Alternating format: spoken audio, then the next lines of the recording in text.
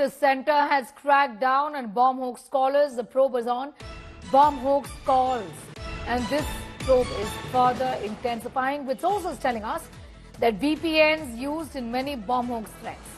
Agencies question the service providers here. They're trying to track the origin of the bomb hoax calls.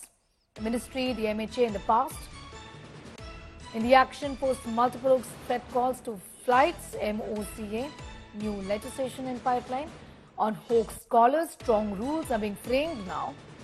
Strong rules for penalizing hoax caller is what top Ministry of Civil Aviation sources are indicating to us.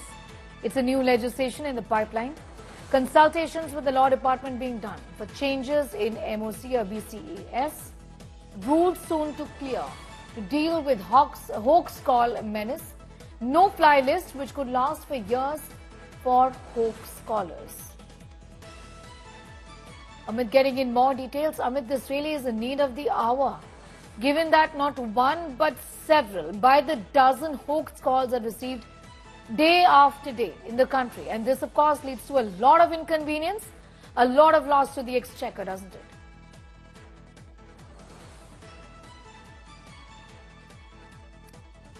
Amit.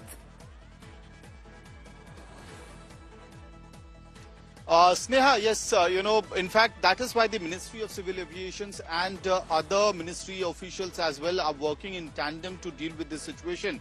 And there is a three-pronged approach that the officials are looking at. What the top sources within the Civil Aviation Ministry are indicating at that, first, the central agencies, concerned central agencies have been actually asked to deal with this VPN problem. What is happening is that in the recent past, that the kind of hoax calls or hoax threats which has come up, in many of these cases, VPN services were actually used by those who were giving these hoax threats, and it becomes really difficult for the agencies to quickly zero down as to from where this particular threat originated, whether it's true or not, because the IP address keeps on bouncing from one country to other, including the recent ones where you had IP addresses being traced to countries such as Germany. So now the ministry is indicating, sources are indicating that these central agencies have been asked to approach the VPN service providers in order to find out as to from where the particular threat has been issued and what is the facts to it. Because what is happening, as we were also indicating, there is an economic cost to it. Safety of the passengers is there, and then inconvenience of the passenger also happens when the airlines are grounded because of such hoax bomb threats. But very importantly, there are two other measures that the ministry is also looking at. The top sources within the MOCA had told India Today that the rules of the Civil Aviation Ministry are going to be changed in order to make sure that there is a strict penalty on such callers who are issuing such threat calls, hoax bomb threat calls just for fun or to create a nuisance. So there are a lot of measures that are being looked at, including no-fly list for years, and along with that, a legislation is in the pipeline which could be actually tabled by the Ministry of Civil Aviation if need be in the coming days, and the consultation with the Law Department has already started. Sneha. Well, absolutely. And this perhaps really is the need of the hour today. Amit, I'm going to leave it at that for the moment. Thanking you. It's Aviation Ministry's big move amid back-to-back hoax call threats. Central agencies are likely to approach VPN service providers to track origin of hoax calls. VPNs are being used in many of the hoax threat calls which have been received in recent past. Concerned agencies have been urged to approach the VPN service providers. In the very latest, Air India's Mumbai-London flight received a bomb threat mid-air on Thursday evening. That was yesterday. UK Royal Air Force sent a fighter jet to help the aircraft land safely. The flight then landed at the Heathrow Airport. Now, amid several bomb threats to different Indian flights, authorities have narrowed down a suspect who allegedly made the threats from a Twitter handle, which is Shwizo Bomber 777. According to sources, the suspect routed the activity to the IP addresses traced to London and Germany. Remember, Indian Airlines received over 19 bomb threats in 4 days alone through emails, social media, calls, and all of them turned out to be hoax. Today, Two international flights, one each by Indigo and Vistara, also received bomb threat calls. We are ensuring that these kind of fake bomb threats don't happen in the future, and any change in rules or change in legislation we are thoroughly pursuing from our department also, so that it becomes a strict barrier for people who are trying to do these kind of prank things. And also the police are pursuing the cases and trying to find out who are behind this, and in fact the Home Affairs is also helping us a lot in that area. सरकार की जिम्मेदारी कि कानून व्यवस्था कहीं भी जमीन पे आसमान पे जहां भी खराब उसे नियंत्रित करना चाहिए। एक तरीके से हवाई यात्रा जो सर्वाधिक सुरक्षित मानी जाती थी वो खतरे का शिकार हो गई। आम आदमी डरा, आतंकित महसूस कर रहा है।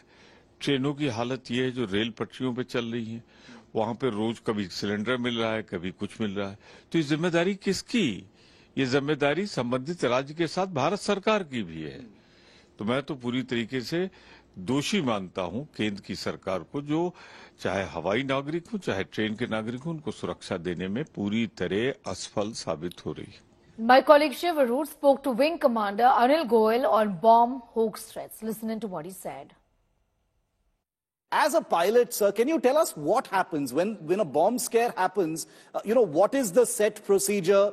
Do the pilots have a choice, or there is a very clear laid down procedure where an aircraft has to land immediately and investigate? See, as soon as you get a bomb scare threat, definitely the air traffic controllers inform the pilot, because we don't get any information. Like most of the threats have come via social media. Yeah. So this social media access is not available to pilots when they are flying. So Correct. This call, whenever this kind of calls come or threat is emerges, this message is conveyed from air traffic controllers to the pilot. And there is a set protocol which is followed, which is defined by Bureau of Civil Aviation Security, DGC and Ministry of Home Affairs. If the aircraft is in domestic environment, the pilots are required to take certain actions. If it is an international environment, then they seek international help from the country over which they are flying, and a set pattern is followed.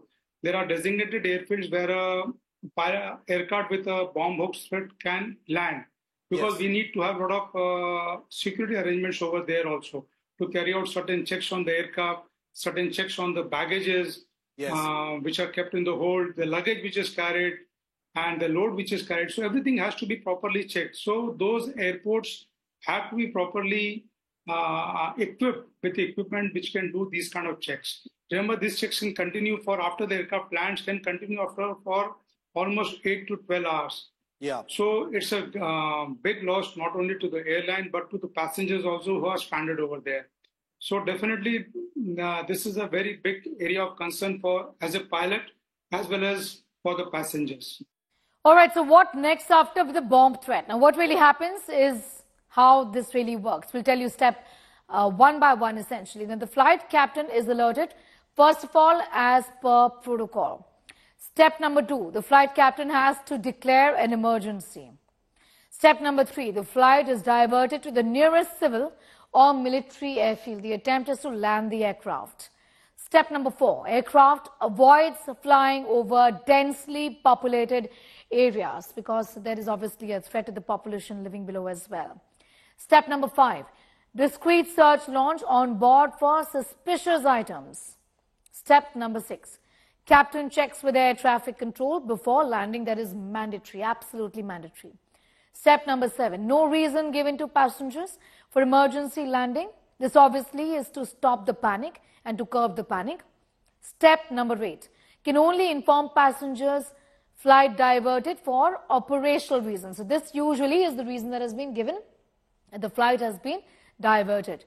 Step number 9, passengers and crew can only disembark with hand luggage once landed. Step number 10, off-boarded passengers move to secure room at the aerodrome. Step number 11, airline thoroughly searches for suspicious items on the aircraft.